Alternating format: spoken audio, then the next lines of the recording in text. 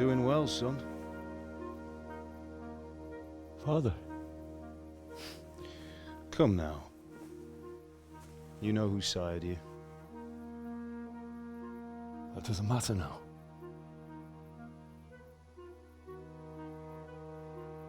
I miss you, Amar. I miss you very much. You'll be fine. We're proud of you. For what? I let you down. I lost the sword. I let that bastard get away. Don't be so hard on yourself. There was nothing you could have done to save us. And someone has to live and carry the torch. As for the sword, it's just a thing. You didn't want me fighting. Now look at me. Standing up to evil isn't the same as sowing its seeds. You did what was right.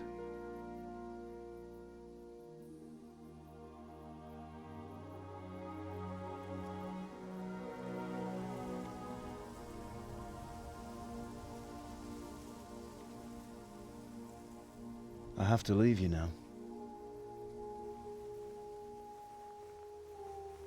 Oh, please. You know I can't stay.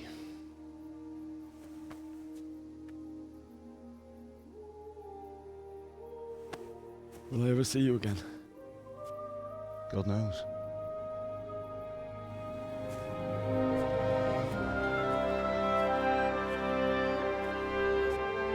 Make her proud. Don't go.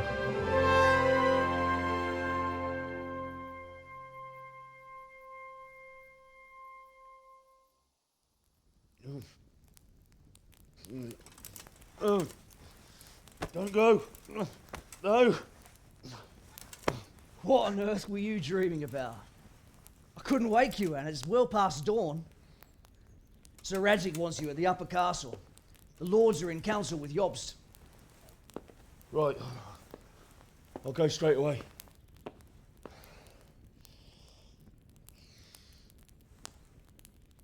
What is it? It's just... I don't know how to address you anymore. All of a sudden you're Sir Radzig's son, hobnobbing with lords and ladies. And here's me, as common as muck. Oh, give over, you idiot. Do I look like a lord to you? Not really. You're as much a lord as I am a nun. And I've never looked good in a habit. Get out of here! Or I'll have you clapped in the stocks.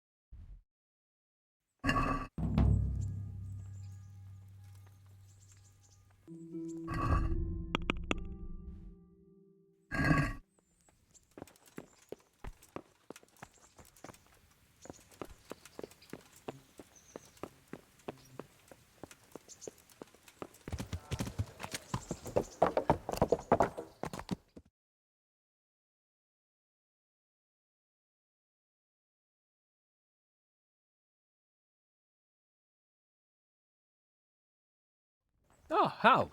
Are you going to the meeting with Margrave Jobst as well? I am. What about Istvan? I assume... That we didn't catch him? No. Because if we had, you'd be the first one to know. Have no fear. We'll get him eventually. I hope you're right. Anyway, let's go and see what Jobst wants from us.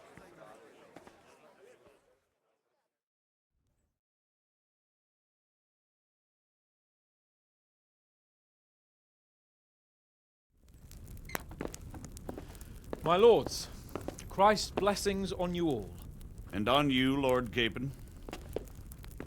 And this is my son, Henry. I didn't know you had a son, Sir Redzig. It came as a bit of a surprise to young Henry, too. This gentleman here is John II of Liechtenstein, a member of my council. I'm honored, gentlemen. Come join us. Margrave Jobst was just about to tell us the reason for his visit. Your Grace? I'm sure we're all agreed, Your Graces, that all this unrest must come to an end. This kingdom needs a king. The question is, which king? My cousin, Wenceslas IV, who is being held in captivity. I have to confess, my lord, that your answer surprises me a little. If I'm correctly informed, until recently you sided with your other cousin, Sigismund. That I cannot deny, and I have always stated my position plainly. But times have changed. How have they changed, Your Grace? Sir, there is one thing on which we undoubtedly concur, that King Wenceslas, unfortunately, did not inherit his father's gift for governing. Sadly, his failures have cost Bohemia, the nobles, and our whole Luxembourg family a great deal of money and effort. How did the king let it go so far, damn it? It's in his temperament. He cares only for wine, women, and the hunt. A king, in fact, who never wanted to be king. Then why didn't he just let his brother have the crown? Young sir, the crown weighs heavy when there are duties to be performed, but to surrender it means giving up great privileges too. But he did surrender power to his brother. When things started getting out of hand, Wenceslas appealed to Sigismund for help in restoring order. What you're saying, Wenceslas invited him here? This is starting to make my head spin. Actually, it makes sense when you think about it. Sigismund wanted to re-establish the power of the whole House of Luxembourg. He thought if he helped Wenceslas win the imperial crown, in return his brother would help him become the king of the Romans, and leave the actual reign of Bohemia and the empire to him. Sigismund would govern, while Wenceslas could carry on doing what he was best at, enjoying the life of the imperial court. Why wasn't Wenceslas crowned Holy Roman Emperor long ago? He was already elected king of the Romans. All he had to do was go and let the Pope put the damn imperial crown on his head.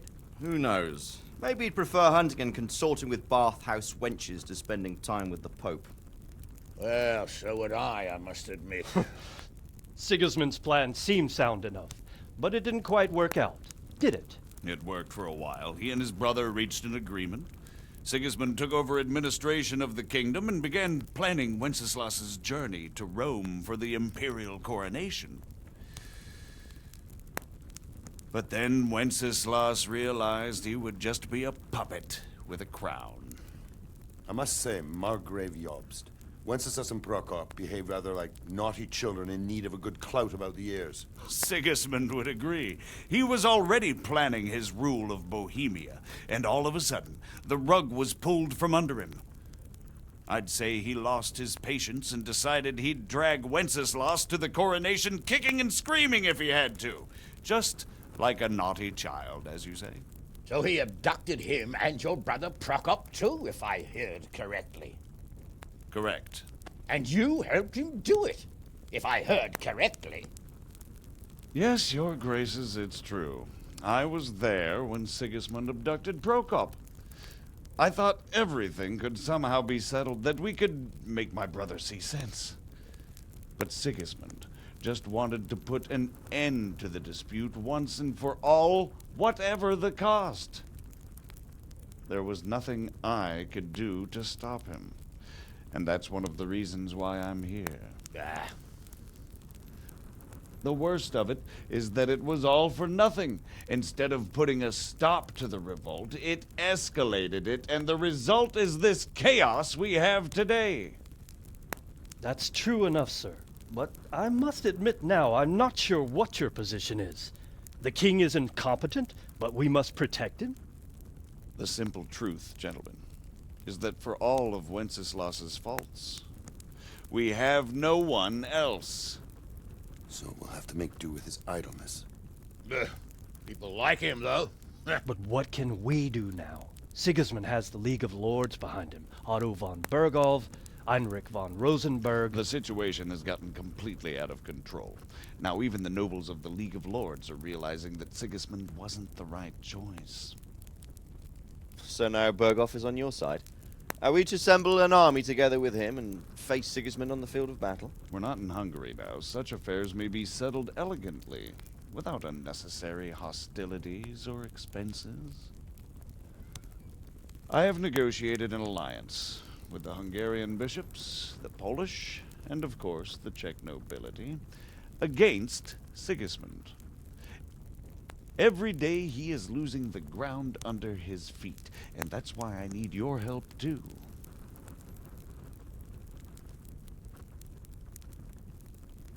What kind of help, though? Sigismund has a massive army, and Rosenberg, Berghof, and Prague are behind him. Do you have an army you could face him with? But that's not what I mean at all.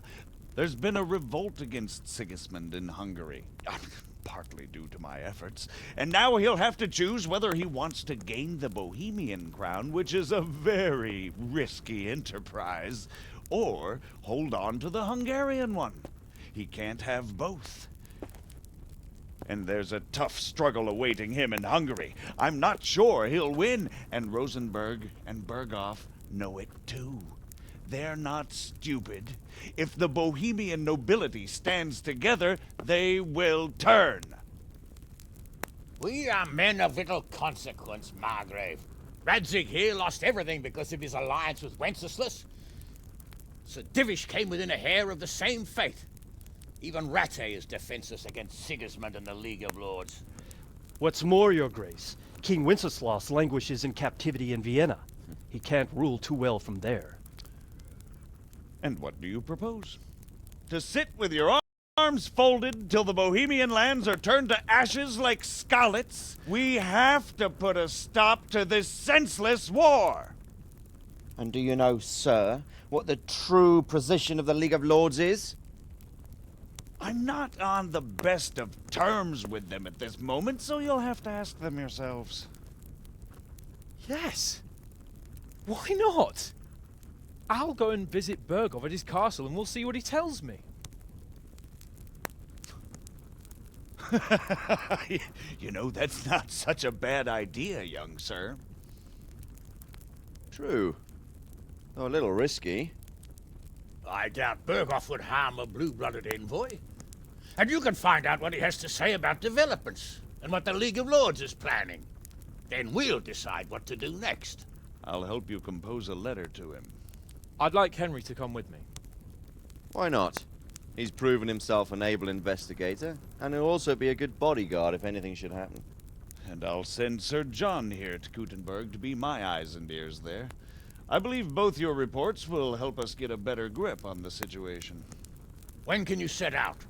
Just as soon as I've packed my things. Excellent. Margrave Jobst and I will draft a letter. Get ready, and we'll meet back here.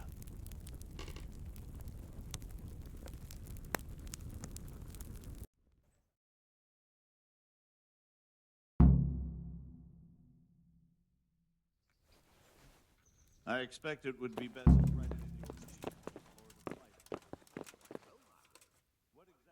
So, it looks like you're off on a mission. Yes, I can't wait. I don't want to dampen your spirits, my boy, but watch out. These are evil times, and who knows what can happen along the way. Not to mention that Berghof is no saint. Don't worry. I know. You've shown you can fend for yourself, but do take care. You'll be traveling as Lord Capon's bodyguard. You'll be there to make sure nothing untoward happens to him. Keep your eyes peeled and your ears wide open. What Berghof tells you is one thing, but what you see may be quite another. Rest assured, Father. And don't get embroiled in anything else. Just hand over the letter, hear out his reply, and return. Yes. Very well. Berghof is at Trotsky Castle. I think you'll find it quite an eye-opener. It's one of the finest castles in the land. It's 3 days' ride from here, so unless you hit a snag along the way, you'll be back soon enough. Any questions?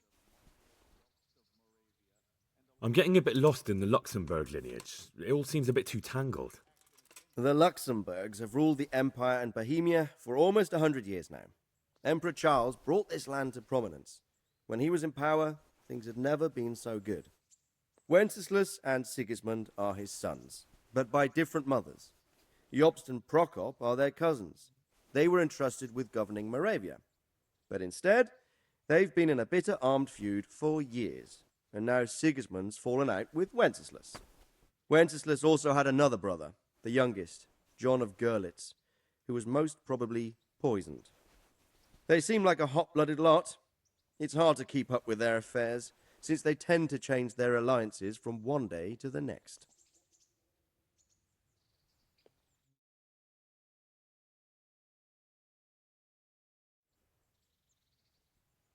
Who is he really, this Jobst?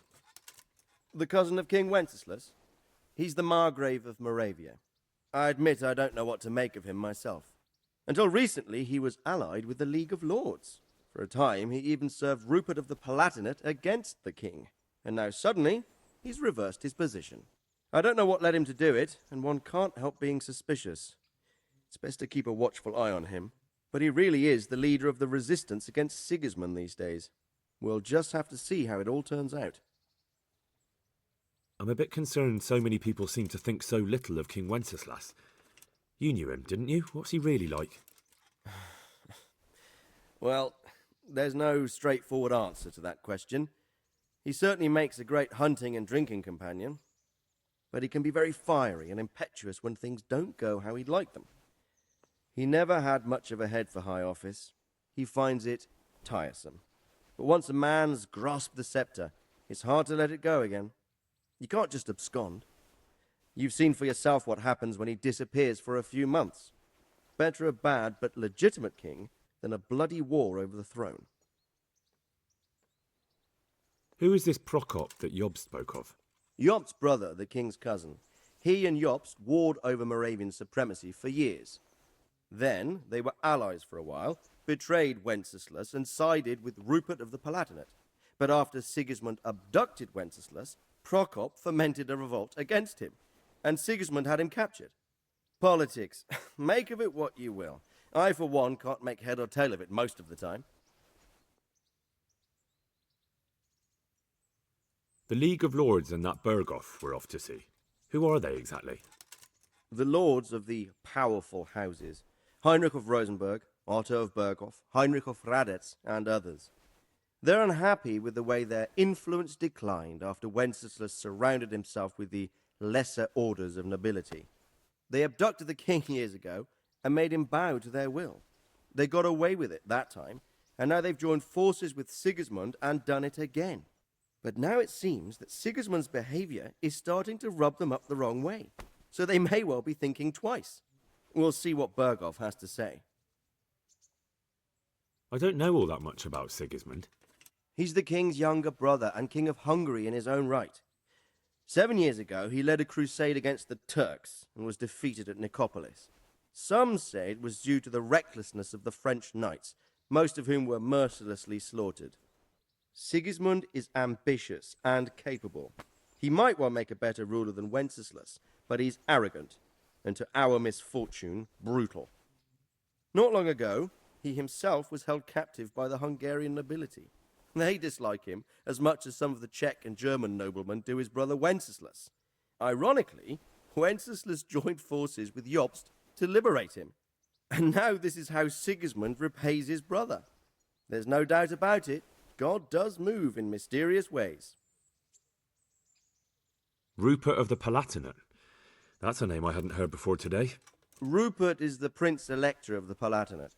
What's a Prince-Elector?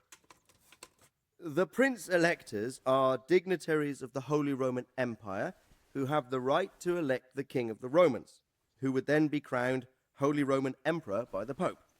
Rupert took the title for himself with the help of 3 other Prince-Electors, even though Wenceslas had already been appointed. Some of the nobility in the empire recognized Rupert's claim, But when he went to Rome to be crowned emperor, it turned into a fiasco. Now he's doing his utmost to get Wenceslas to acknowledge him, but so far without success. So, now we have two kings of the Romans. Jobst sided with Sigismund for a while, but now he's switched allegiance. He seems to do that quite a lot. That young man, Sir John of Liechtenstein, why is he here? The Liechtensteins are a powerful Austrian family with estates in Austria and Moravia. Sir John sits on Jobst's council. Since the king's being held captive in Vienna, I suppose it makes sense to have a powerful Austrian house as allies. It could be very useful. That's about all. Very well. Take the letter from Sir Hanush. And good luck, son.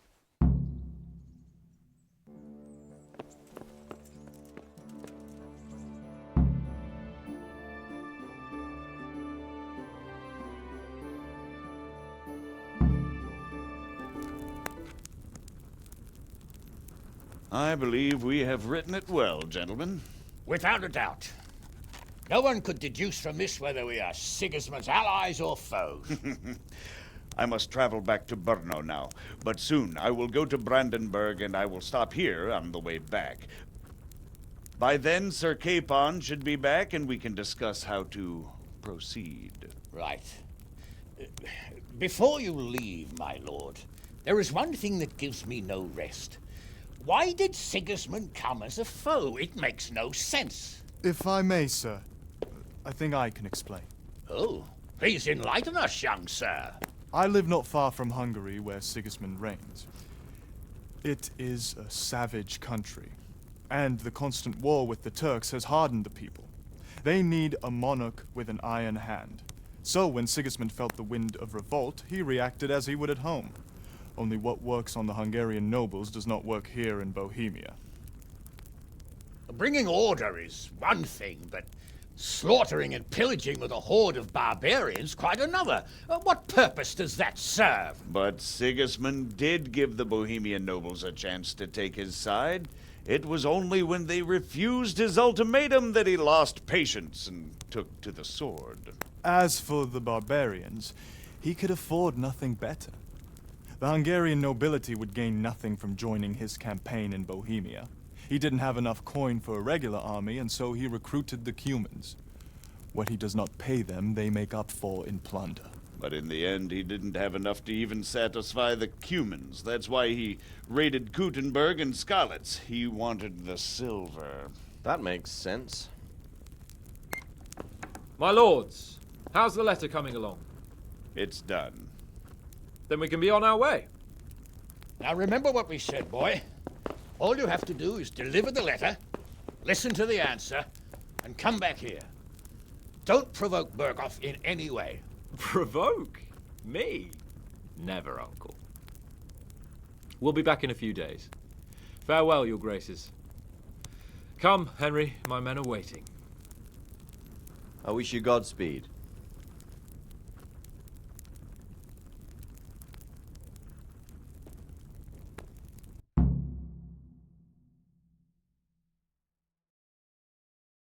I must have been in the court.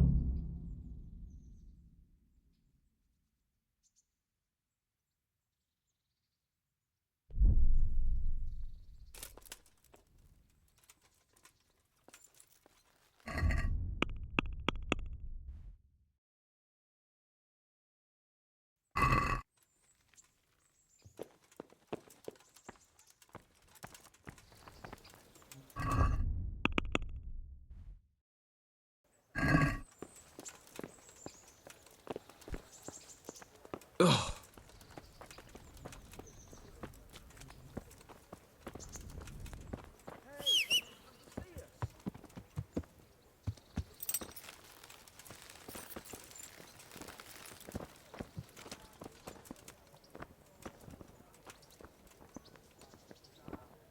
So, can we set off now, Henry?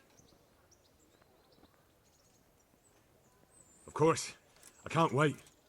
So, to horse! The Lord of Berghoff is bound to be waiting us eagerly.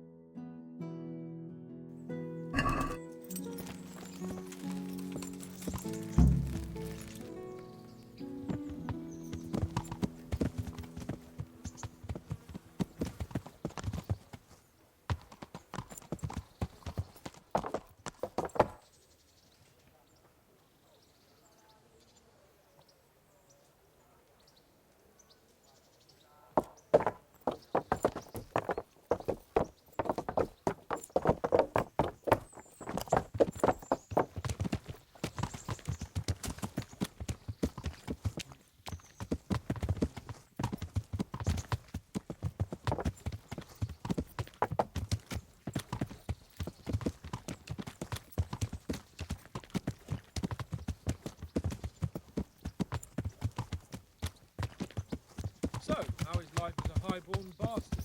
I'm getting used to it. What about Rodzig? Has he accounted for not owning up to you the whole time? He explained it. All will be well, I think. Glad to hear it. It's far more acceptable for a nobleman to befriend a noble bastard than a blacksmith's son. Mind you, don't come to blows with a blacksmith, my young lord.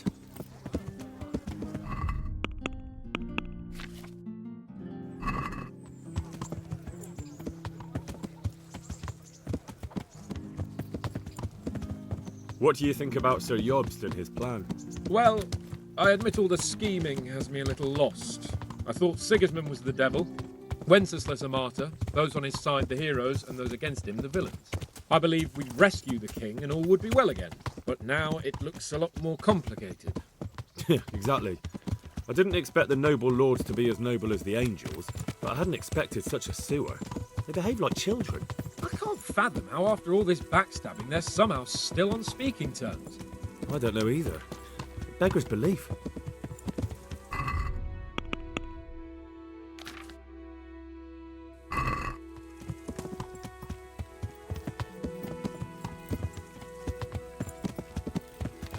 Did you know that King Wenceslas is such a...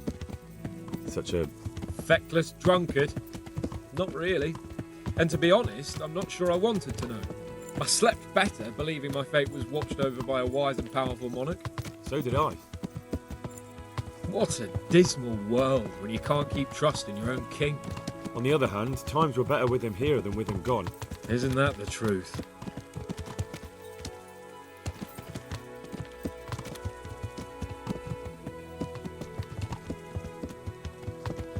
What do you think of Sigismund? If I were him, I'd have had enough of my brother even sooner. But he's a monster. Look at what those hordes of his are getting up to here. What he did in Skalitz. True enough. On the other hand, if Wenceslas and Prokop hadn't double-crossed him, none of this would have happened. No one forced him to burn Skalitz. That's a fact. But he couldn't let them shit all over him either. Not that I'm defending him. He's a weasel. No doubt about that.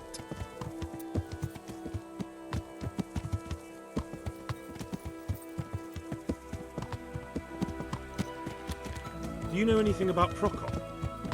Ha! Sir Hanush could tell you a thing or two about him. Why? Last winter, a certain Sir Jan Sokol of Lamberg, a well-known knight, or robber baron to some, tried to occupy the city of Iglau, which was on the orders of none other than Prokop. And what has that got to do with Hanush?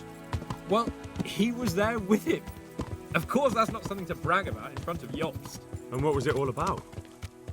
They wanted to occupy a city that was on the side of the League of Lords, but despite there being several hundred strong, they didn't take it. For one thing, they couldn't get past the Iglau women, with their pitchforks and cauldrons of hot water. I would never have thought of Sir Hanush as such a rebel.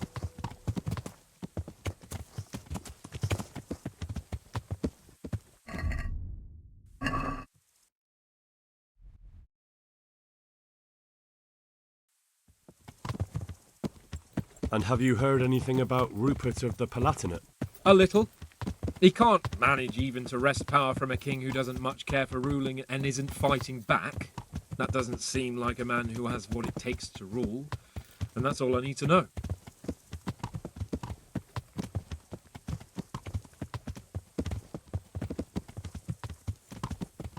And that Berghoff we're going to see, do you know anything about him?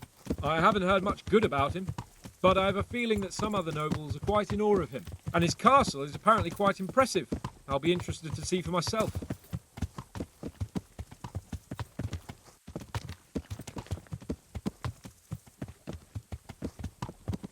And what about the League of Lords?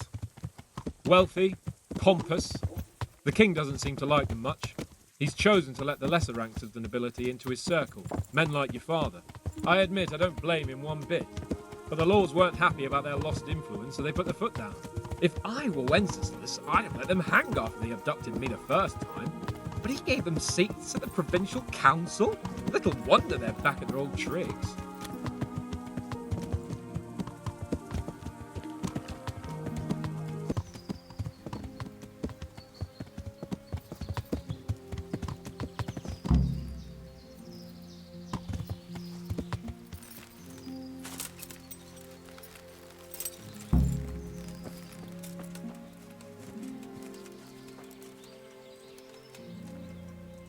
The Lord be praised. What brings you to me? Are you wishing you'd stayed home at Rattay instead of joining in our nighttime venture? You must be joking. I haven't had so much fun since... actually ever. Really? Despite being wounded? Actually, you missed the best part.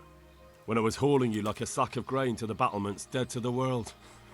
It can't have been that much fun if I fell asleep. But you might have handled me a bit more gently. I'm black and blue all over. Oh, all right then. Next time I'll just leave you to Istvan's tender mercies. Nonsense. What would you do without me? Still, thank you for hauling me out of there. Anything for you, my lord. Take care.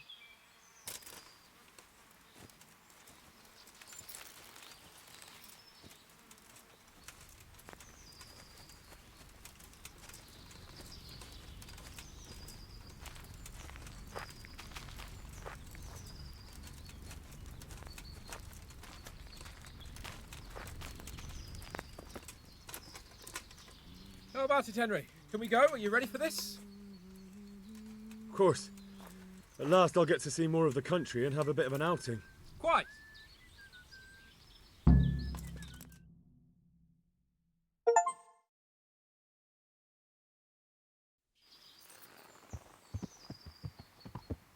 Let's get to it then.